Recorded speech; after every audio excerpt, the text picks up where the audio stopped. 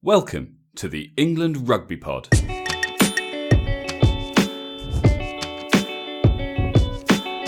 Thanks for downloading episode 91. In the wake of Football World Cup fever, we discuss what the England team would look like tomorrow, who's back from overseas, and more. You're listening to the England Rugby Pod, the rugby podcast that believes England will win the World Cup in 2019. Hey guys, welcome back. It's been a little while. We've had a couple of weeks off. We thought we'd give you a bit of a breather. There's been some other sporting event going on over the last few weeks, well, longer than that, but the more important part over the last few weeks. So we thought we'd let you concentrate on that, and now that it's all over, come back to us. I'm joined as always by Dan, mate. How are you doing? Yeah, I'm very well, thanks, mate. Very well. How are you? Did you enjoy the Football World Cup? I don't know if enjoyed is the word. I mean, no, that's not fair. Yeah, no, I did. I'm just not that into football to be that bothered. Like, yeah, it would be nice to win the World Cup, and obviously I was supporting England when they were playing, but I wasn't overly fazed. I didn't bother watching the game, the final last night. I kind of saw bits of it, watched a little bit on Match of the Day. But yeah, I thought England. What I did like actually watching England, I felt like there was a lot more of the sort of the ethos that you get in rugby around the England team compared to past years. They just seem to be a bit more. I don't know. Gareth Southgate seems to have instilled a bit more kind of pride in the shirt than perhaps there's been in the past, and I quite like that. Yeah, I really agree. I actually got really into it. I thought the England football boys did us all proud. Now, I by no means claim to be a football expert, even less than I am on the rugby side. But no, I thought they did really well. I completely agree with that. I thought they played with pride. I thought they gave it their all. And, well done, lads. Great tournament. Congratulations. I think expectations were pretty low and they exceeded them. And you can't really ask any side to do more than exceed expectations. So I think it was a successful World Cup. Lots of people will talk, I think, about the fact that that was their best chance at making a World Cup final, but they were the semi was a bit of a weird one because on the one hand you could say that they had their chances and didn't take them in the first half, and they could have been 3-0 up at half time, but on the other hand the better side ended up winning. I don't think we were robbed at all, and I thought they struggled in the final, as Croatia did. So. France looked pretty good, didn't they? I think there hasn't been too much kind of backlash from them not winning the World Cup. I think the general consensus is, people are pretty proud of what they achieved, and let's hope that continues, and let's hope that in 4 years' time everyone's a bit more optimistic, maybe going into it, and get behind them in a better way. Well, certainly from the point of view of people like myself who are not huge football fans, but we shall see. We'll see how things progress. But they seem to be being kind of guided by the right hands at the moment. So. Agreed, mate. Right, let's get on to more importantly. Let's get on to more important stuff. Yeah, rugger bugger down it. So yeah, well, before we kind of crack on, we've had a few more reviews, which we obviously always love to get. So I'm going to read a few of those out. Let's do them in the correct order, the order that they came in. So the first one is from Rick Chambers. He's in New Zealand. He says, "Unique insight" is the title of his review. Gives us 5 stars, which is always great. He says, "As a Kiwi lad from New Zealand and a diehard All Blacks fan, I really enjoy the perspective of 2 English lads on the English team in England rugby. If I'm not supporting my All Blacks, I usually support the English, which is rare for a non-English person. But he says it's because mainly because I love the Aviva Premiership and the style of rugby that they play. Would be awesome if in the future you guys could review other Northern Hemisphere teams. I love my cup of coffee on a cold night listening to you lads. And by the way, take it easy on my All Blacks. God bless you lads. P.S. Hope to see you guys in the 2019 Rugby World Cup final." Hey, that could well be that. Thanks a lot, Rick. That's a great review. The only reason we'll ever have a dig at the All Blacks is because you always have a dig at the best, right? So we're trying to. I don't actually think we do ever really have a dig at the All Blacks, other than maybe occasionally suggesting that they're not unbeatable. I think the extent of abuse we've given them is to say that they can be beaten. But I don't think we've ever suggested that they're not the best team in the world, and rightly so. No. And we both love watching the All Blacks because some of the rugby they play is just insane. It's just insane. Not too shabby. No, it's not the worst I've ever seen. Awesome to get reviews from the other side of the world. And cheers. New Zealand seems to be the one nation that doesn't have the sort of the weird sort of anyone but England attitude, which I quite like, and I guess for that reason, although part of me always backs the underdog, there's another part of me, because obviously if it's not England playing, you just want to see New Zealand being awesome. Yeah. So New Zealand are definitely up there as one of my preferred teams, and I'm not just saying that because of the 5 stars. On a slightly different note, we had a 1-star review. Had high hopes as the title. This is from BC Banter from Canada. He says, highly hypocritical banter that refuses to see or take any criticism on the pod. Then he says, England Rugby or the RFU. Not sure what that last bit means. Sorry that you feel that way. We've already covered what you can do if you don't want to listen to us. Hey, look, it's a fair point. It's not dissimilar, but I don't think we pretend otherwise. But we'll move straight on. I don't think it does. Needs any more. Same here. As you say, entitled to your opinion. Fair enough. What else? We've had a few of these already, so that one's been read. Here's a new one. This is. The title is Hi Guys. It's 5 stars again. It's from Rugby Matey in Singapore. He says, hi guys, I'm James. I'm a 16-year-old dude living in Southeast Asia, and I love the pods. You guys are just amazing to listen to. Keep up the good work. Oh, and kind of crazy, but I don't think Farrell should be captain. First, thanks for the review. Thanks for the 5 stars. Secondly, I think we totally agree with you, or certainly I do. There's no question that Owen Farrell is where he's supposed to be in terms of being on the field. But I think that the captaincy, I think that the South Africa tour proved that, he has other things to worry about, and they're the things he should be focusing on. And I think the captaincy is not one of those things, in my opinion. I agree with both you and James. James, thanks a lot for the review, mate. And yeah, I agree. I at one point I was happy for Farrell to be captain. I'm not. I wouldn't be devastated if Farrell stayed on as captain for a bit, but I personally think there's better options out there, as I keep mentioning. The launch pad. But I don't think that's sinking in yet with Eddie. I don't think he's taking me on board with that. Well, we're going to cover later on. We're going to cover.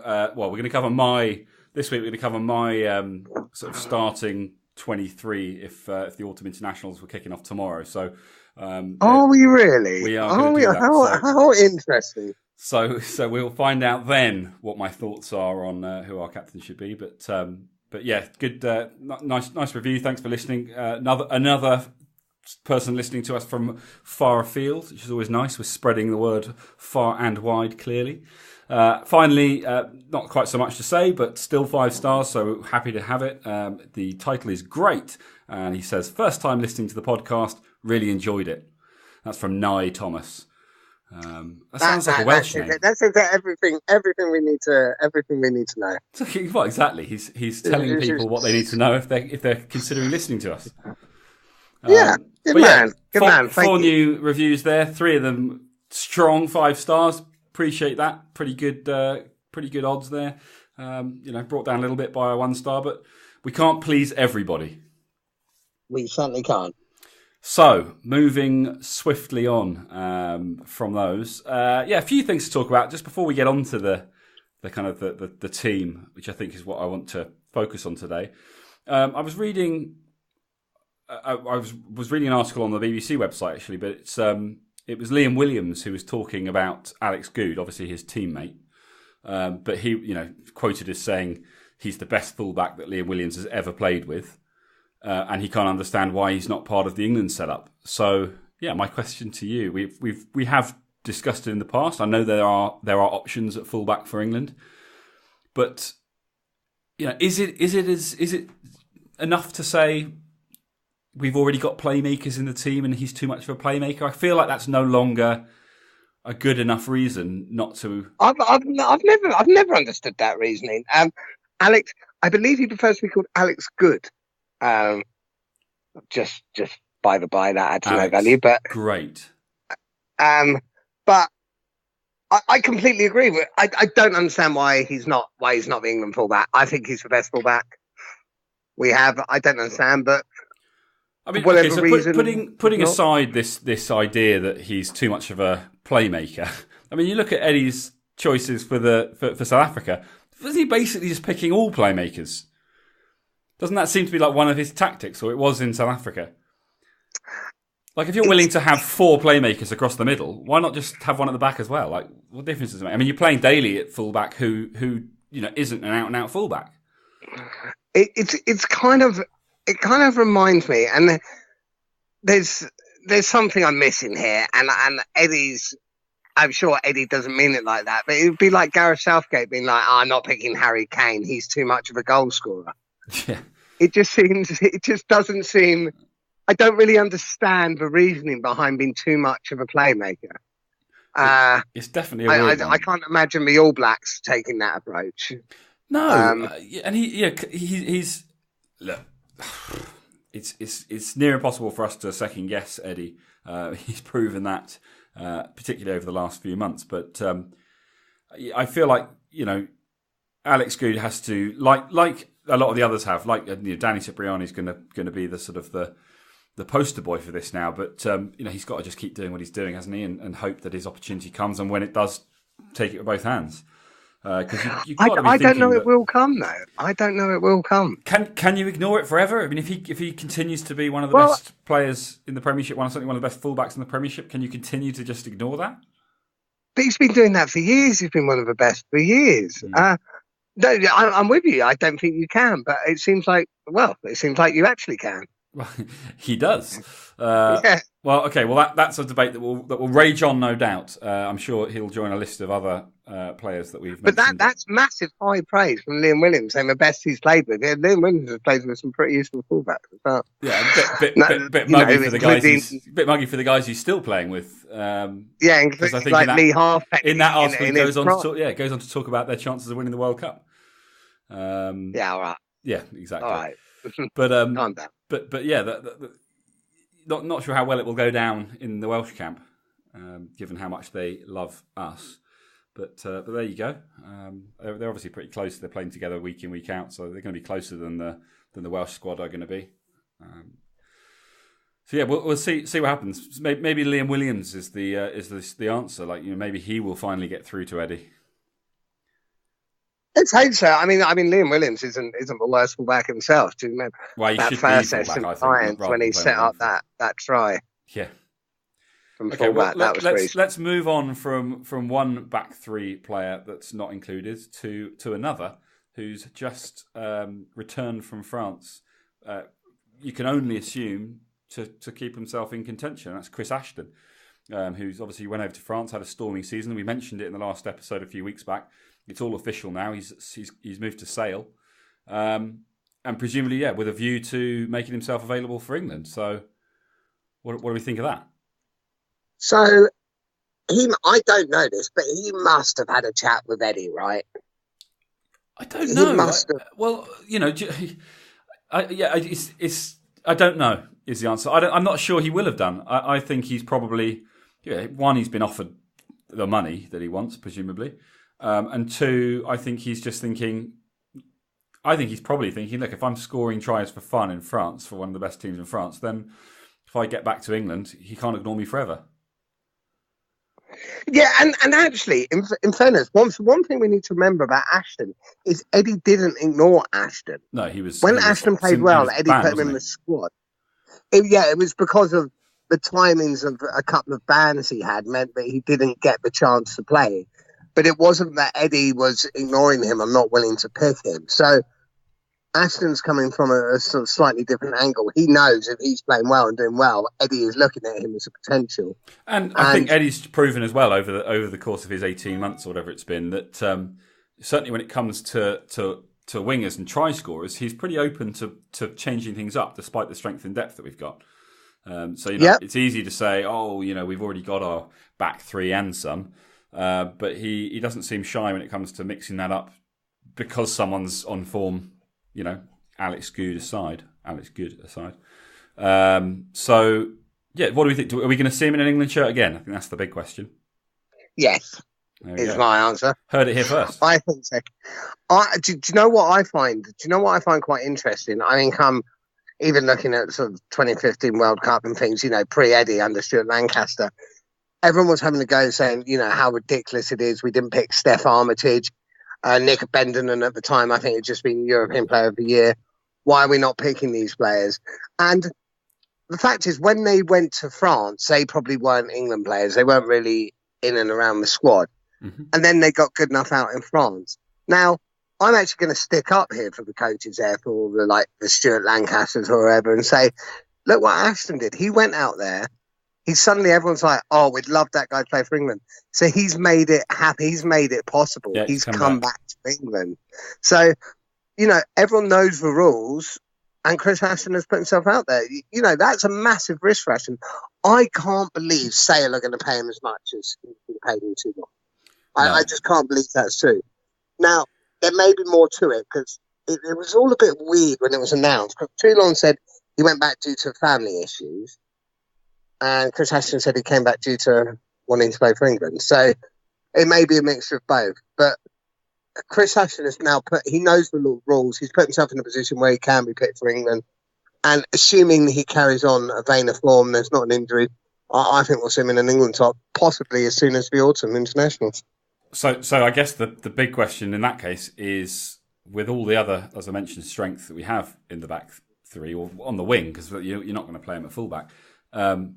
Who does he come in for? Do you put him on the bench? Well, we might play him at fullback. He played fullback for Toulon. I mean, would you choose him at fullback? No. Oh, well, okay. So, who would you have him in?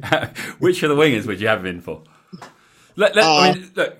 So, I would give everyone an equal starting ground. At the moment, on form, I would have him and Johnny May starting. I think I mentioned this last time. Possibly you did. It's been so long, Dan. Yeah. There's been so much. It has been a while. Let's get on to selecting the team, because that's this will come up again when we get to that point. Okay. So yeah, I kind of think rather than I think in the past we've sort of basically spoken about our team beforehand and then read it out and agreed with each other, and it's probably been a bit boring. So this time around, I'm going to select my team, and you can comment on it, and then we'll do it again, a little bit further down the line, and do your team, and we'll see how things differ. I guess the first big thing is I'm bringing Hartley back in. Hartley's starting. Okay. The main reason being the captaincy. I think England were found wanting in that department in South Africa, and right now I think Dylan Hartley is the. Go on. Sorry, mate. Sorry. I just want to clarify. You're picking based upon everyone being fit and healthy. Yeah. Okay. Yeah. We're assuming that all of the contenders who haven't been ruled out forever are fit and healthy for the and on the basis that we're playing, I guess, the first of the autumn internationals tomorrow. So this is what team are we selecting, or am I selecting to face? Well, forget who it is. Let's say it's the New Zealand game tomorrow. Okay. So we want our absolute best side. So I'm bringing Hartley back in, even if he's on the pitch for half an hour. Even if you kind of almost flip the kind of the normal thing around and sort of say, rather than the finisher coming on for the last 20-30 minutes, in this case, actually it's one of the starter gets the first 20, well, not 20, but like the first 30 minutes, and then the finisher does the rest of the game. But I just think that having him in and around the camp, having him as the captain, having him leading the guys out, and just getting the game off to a good start. And let's not take anything away. Like, whilst you might say that Jamie George or even Luke Cowan-Dickey pip him in terms of, just how good they are at hooker right now, I don't think the gap is big enough that the captaincy thing doesn't kind of add. If you gave points to each of those factors, I think his combined points would be higher. And that's why I'm bringing him back in. Okay. If that makes sense. And I'm going to surround him with Harry Williams and Joe Marler. So basically, flipping the South Africa tour front row. How do you want to do this? Do you want to go through do you want to go front row, second row, back row, or do forwards and then comment at the end of that? Comment as you feel the need, Dan. When the need takes you, just jump in there. Harry Williams is playing well. Would I start him?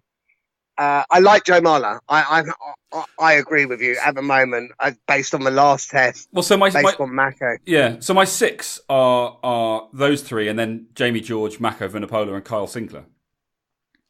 I think I'd still start with Carl. So fair enough. So my thinking behind it though was that actually, I'm thinking back to probably a year ago when we used to look at the England squad, the England 23, and the finishes just looked really, really useful. They looked like they were going to come on and change a game in the last 20 minutes and make a difference.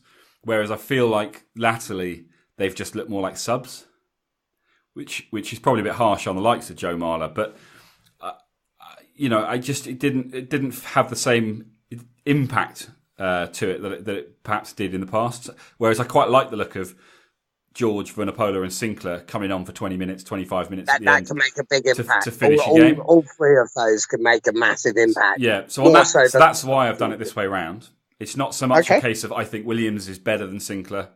They're different players. I think this way round is better for England and gives them the best chance of turning a game, particularly the way that they like to, ideally, stay in a game, build a lead maybe slowly, but really kind of put it to bed at the end. So that's my front row, starting and bench.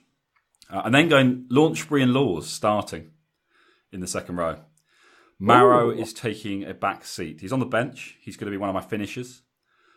But I'm starting Launchbury and Laws. I know we haven't seen much of Laws, but before he was injured, he was looking pretty useful. And so I kind of only have that to base it on. Yeah, I must admit I disagree. I don't think he's playing his best, but I still can't not have a Toje start. Fair enough. I've got Launchbury or Toje. Fortunately, it doesn't matter because it's my team. It's true. But yeah, I mean you're wrong, but true. But you're sticking with the 3. Would you have Laws on the bench? I think he's next in line. Yeah. Fine. So we're both in agreement that they are the 3. But yeah, so I've got Launchbury and Laws starting, and Toje's coming off the bench. Then my back row, I'm going Billy at the back. By all accounts, by the way, the broken arm or the broken leg or whatever, I think it was an arm, wasn't it? Has been recovered. He's in pretty good shape. It wasn't a serious break. It didn't require surgery.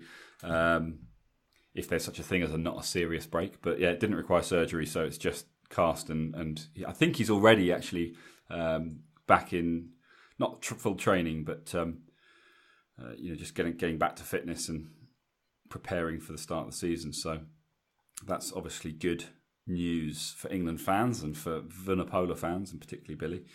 So yeah, he's at 8, and then I've got Tom Curry at 7. I kind of feel like that's his shirt now, and it's for someone else to take it away from him. Certainly for the time being, and I want to give him time to build and kind of really own it. And then I've gone Brad Shields at 6.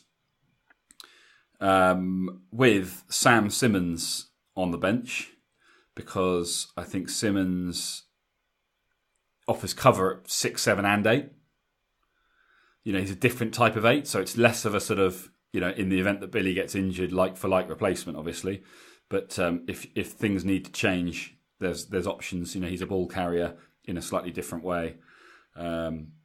So he's my cover for the back row, and I'm only going with one back row cover. I know in South Africa he tended to have the extra forward, but I want the 3 guys in the backs on the bench. Well, you've got a Toje and Laws who can also cover back row if needs exactly. be. My squad has there's a fair bit of flexibility in that respect. So there's things that can be changed around. We know Shields, if necessary, can play second row as well. So there's not that you would do that, but there are options within that setup.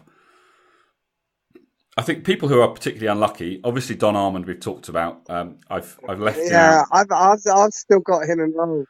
That's fine. I mean, I've left him out because I'd have him instead of Shields. Instead of Brad Shields? Yeah, I think Because the so. other one, obviously, is Sam Underhill, who's Yeah, unlucky to miss out on in my team. Likewise, Luke yeah. Cowan Dickey in second row is unfortunate, but I think that this is I've explained my reasons for that one. Yeah, okay. Hooker, I think you mean. Hooker, sorry, yes. Do you know who's unlucky at second row? Who I think is going to be. He's going to be the England not find of the season, but I think he's going to be the England player jump out of the season. I think Dave Atwood. Do you He's think back at Bath now. he's back? I Yeah. think he's back at Bath. He played some brilliant rugby out in France. I've just got a feeling he's going to have a top season and he might put himself in contention in the row. Interesting. I mean, look, my team is probably going to be a bit boring. People are going to listen and be like, "You're not really made any changes." That's kind of intentional. I feel like you can't make changes forever. At some point, you got to stick with a format to a degree. But I suspect when we do this with you, it's going to be you've already mentioned the likes of Don Armand. I think you're going to mix it up a little bit more, which will be interesting. It'll be an interesting contrast when we do it. Because I think the other one that's going to be interesting to watch this season is Ben Curry. Because by all accounts, he's basically a carbon copy of his brother, except he plays 6 instead of 7. Yeah, I think in the Under-20 World Cup, I think he played at 7. Ben Curry was? I think so. Well, okay. I don't know why. Don't quote me on that. I could just be lying there. Well, they play 6 and 7 for club. Well, Tom Curry's been injured a lot, hasn't he? Well, he was in South Africa, wasn't he? Yeah, he was injured. I mean, he missed a lot of the season for Sales. Okay. So Ben Curry played a lot. Well, anyway, the point is they can play 6 and 7 between them, and if they are equally as good as one another, that could be quite interesting in the next sort of 6-12 months. I know that I've just said we don't want to be making too many changes, but or beyond, beyond the World Cup, looking at the future England, I could see the pair of them, being a pretty important part of England's future. But he obviously misses out on this occasion. So that's my forwards. Okay. Not a huge amount of change. Laws is in, Hartley's back, front row's changed around a bit, but otherwise probably not a huge surprise. Well, so Marrow not starting, big surprise, but fair enough. Yeah, I get it. Yeah. So then looking at the backs, this one was annoying because Ben Youngs didn't have a great tour. Part of me wanted to say, but experience trumped it in the end. So Ben Youngs actually starts for me with Danny Kerr on the bench, and I know lots of people will say, but why? They've been there for so long. We need to change it up. And Dan Robson for me is very unfortunate to miss out. And the main reason why he misses out, I think, is because he didn't get a look in South Africa. And I know that's kind of weird because I'm a little annoyed that he didn't get a look in South Africa. But unfortunately, because of it, we haven't seen him in an England shirt. And therefore, if I'm picking the team to play New Zealand in an autumn international tomorrow, it's too much of a risk. We kind of talked about it and we said, look, is there a reason that we're just not aware of? Maybe. I think Danny Kerr's just historically been too good as a finisher to not start on the bench, which is unfortunate for him. But his role there is so valuable, and I think he and Youngs are different enough that they're a good pairing because you are bringing on someone to change things when Kerr comes on, and that's why I've gone with that. Would you do it differently? Would you give Robson a shot anyway? I would swap Youngs and Kerr around. Would you? You just have Youngs on the bench. My 9 and 10 would both be DC. Ah, interesting. 10, I agree. So I've got Cipriani in at 10. George Ford misses out because I don't want an out-and-out fly half replacement on the bench. It's taking up a space that I don't have room for. Cipriani is in, but Ford, unfortunately, misses out the 23. Farrell, obviously, 12. That's inked as far as I'm concerned. I know that there's, we've had reviews about it, we've had comments about it, people saying that Farrell should be playing 10, that's his best position. But I think Cipriani is the answer right now, and he brings experience, even though he hasn't got a lot of England caps, just as a rugby player who can still perform at this level.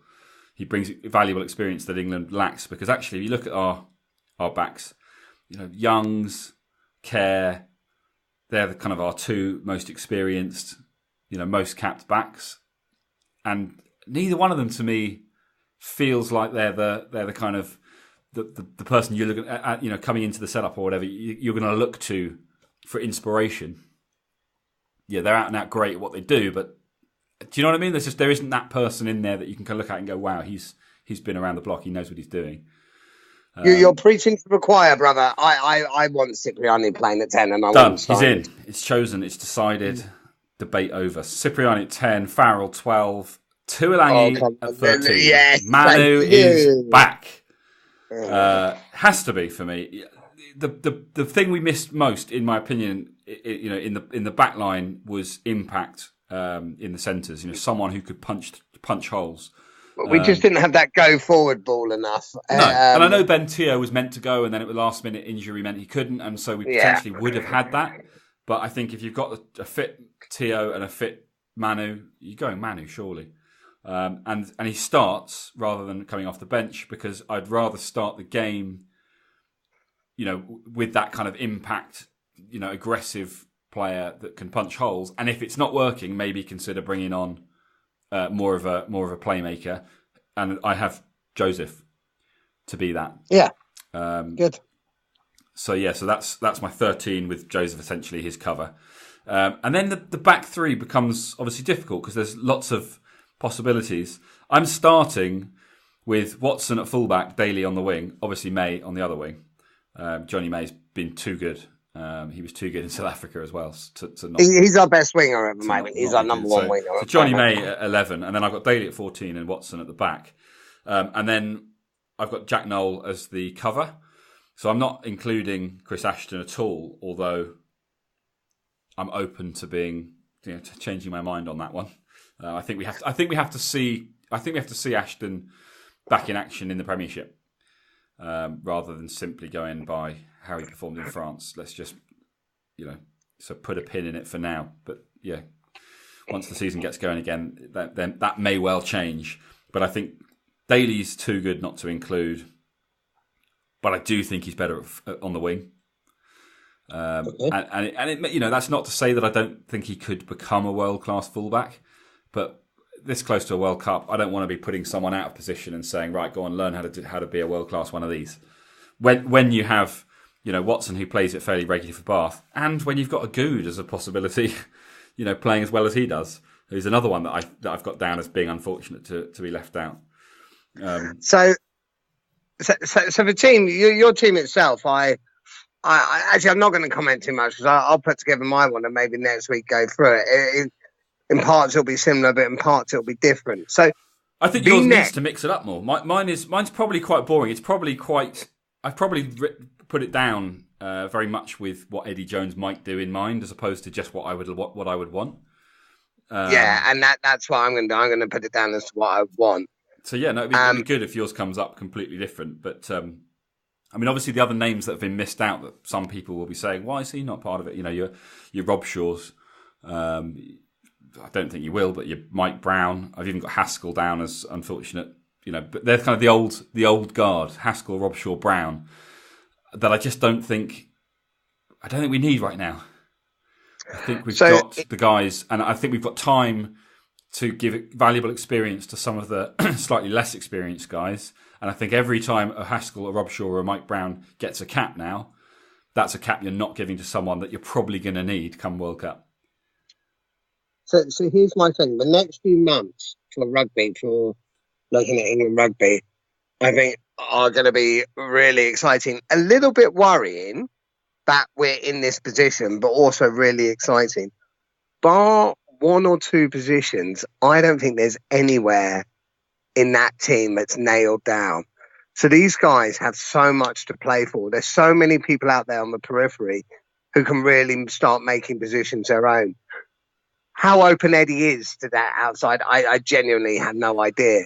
But if you look at it, every position, like you say, the hookers, the front row, even the second row, the back row, but like 9, 10, no one is sort of jumping out and saying, right, we're not saying, right, Danny Cipriani is going to be the 10th for World Cup. That's done and dusted, because it's not. No. And we're not saying that, even like the same with Dylan Hartley. Yeah. None of this is done and dusted. So every spot is to play for.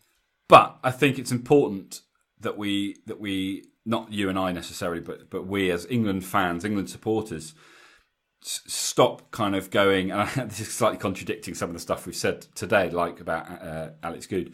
But stop saying every time someone has a good game, oh, they should be part of the England side, because players have good games and bad games throughout the season, and we can't change the England team every 5 minutes just because he was slightly better last week. You can't simply select on form, and I know that sounds crazy because obviously the players that you select have to be performing well, but there are going to be occasions when there's someone else who's currently performing better.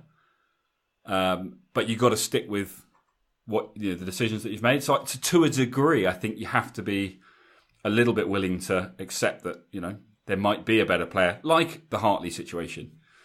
Jamie George might be a better hooker, but there are other reasons, there are other factors that come into play, and sometimes you have to be willing to accept that. Okay, he may not be number one in England, but he's damn close, and he's where he is for a reason. I think England are guilty of this in sport across the thing, like especially with our media and our press.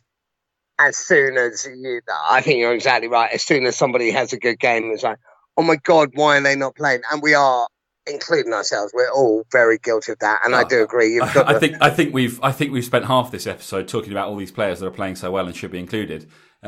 Only to come up to the end and say we can't be doing that. So we're guilty of it, and I'm sure we will be, for the next 18 months. But I'm saying it now. We need to just, to a degree, take a little bit of a step back and say, well, hold on a second. Think about the longer term, because actually, 18 months ago we were saying we need to have everything set up within the next 6 months. We need to be going in to 2 years out of the World Cup, certainly 18 months out from a World Cup. We need to be ready to go, and now it's a year out, or just under a year out, and we're thinking there's room for change, and there's autumn internationals and the Six Nations, and you've got to be so careful not to kind of, if we get to the end of the Six Nations and we say, well, he didn't play well, and he's been playing brilliantly, you're changing the team for the World Cup.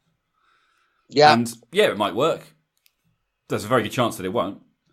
What we don't want is to come away from the World Cup going, oh, well, we should have done this and we should have done that. But equally, we might do that if we pick the players, we stick with guys instead of changing. I guess it's a no-win, isn't it? This is what it highlights.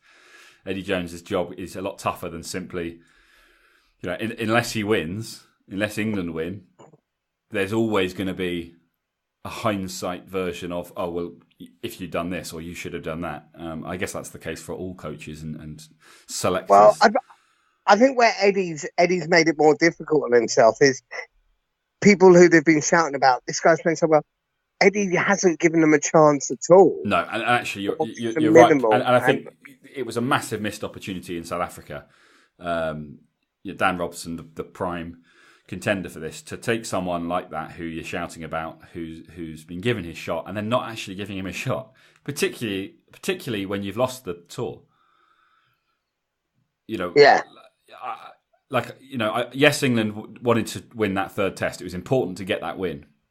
So I'm not suggesting that he should have played like a second strength side. And as we discussed, there may well be reasons that we're not aware of from within the camp as to why Dan Robson wasn't selected. But for me, Ben Young's being selected, particularly in that final game, but actually I think throughout, what he can do. Whether or not you love him or hate him, we're aware of what he's capable of. So we didn't learn anything. You weren't missing much. Ben Youngs was second best to Faf de Klerk out there. So 100%. It's not as if you were missing somebody. Ben Youngs was poor in the first two tests. Yeah, it's not as if you were missing somebody. He was better in the final test. But we didn't learn. I don't think Eddie learned very much. And he talks about learning loads, and then when he references it, he just talks about guys that he already knows everything about. So I think there was definitely a missed opportunity there. But there's one or two that come through. Tom Curry, is a discovery. Brad Shields, if he's to have a future with England, is a discovery. Cipriani, if he sticks around, is a discovery, even though he's been around the block. So, and I guess as well, if Itoje does end up, being pushed back a bit, which I suspect he won't be. But if he does, then there's something learnt there as well, which is perhaps that Eddie Jones isn't completely blinded by, you know, I don't want to call it the hype because we obviously love Maro Itoje, but I think the Maro, we talked about this in the last episode. We probably talked about it a lot over the tour. Maro Itoje just has lacked, or seemingly lacked, the kind of passion that he had when he first got involved with England, and I just want to see that back. Boom. Yeah, I just want to see it back. So, yeah, he's on my bench because I think he will add something when he comes on, but we shall see. But more importantly, we shall see what you know, rather than going into too much detail about what you think of this team, we're going to see what team you come up with, and we'll discuss that. Probably, we might as well do that next time. You haven't been too opinionated about this one. Let's see what you have to say for yourself before players start playing well again. Yeah. Well, yeah, I'll have my little chip in, and I think I'd pick based upon who I'd want to see. I think I'm going to take the Eddie factor out of it and what I think he'll do. I'll stop trying to second guess the young man, and I'll be my own man. I'll just do it my way. That would be a nice change, mate. That would be a nice change. Yeah, it would be, wouldn't it? Well, on that note, that's everything I've got down as wanting to cover today. Is there anything else that you wanted to add? No, I don't think so. Like we said, guys, look, we want to be coming. We gave it a couple of weeks. We gave it a couple of weeks break. We will be back next week. And over these sort of next few months, we're aiming to do a weekly one. But, guys, if we miss a week, it's purely because we don't want to just be repeating the same old stuff. It's not that we've sort of forgotten, but we will. Our intention is to be coming as regularly as we can, hopefully with new stuff to chat about. So if there's stuff out there that you guys want us to particularly chat about, you know, please write in. We love getting reviews. We love getting the emails. Please let us know. And we'd happily chat it definitely. out. I was going to say, for exactly the reasons you've just mentioned, you know, if there are things that people would like us to discuss, definitely get in touch. Probably the easiest is englandrugbypod@gmail.com. You can email us because then we can get a bit more detail from you. And yeah, just let us know what you want us to talk about because, as Dan says, we don't want to just keep repeating the same stuff. So if there's things that we're clearly missing that you can give us a heads up on, you know, we'd love to get your input. Other than that, of course, rate us even. Rate us, review us, spread the word. It's all on iTunes or Apple Podcasts, as I'm hearing a lot now. So you can download us there and continue to tune in. Hopefully, well, I mean, I think a lot of the bigger backed rugby podcasts take most of the summer off. So you may be stuck with us. We may be one of the few options that you have as far as rugby is concerned. So definitely let us know what you want us to talk about and keep tuning in. And we will catch you guys next week. Thanks so much for listening. Thanks, guys.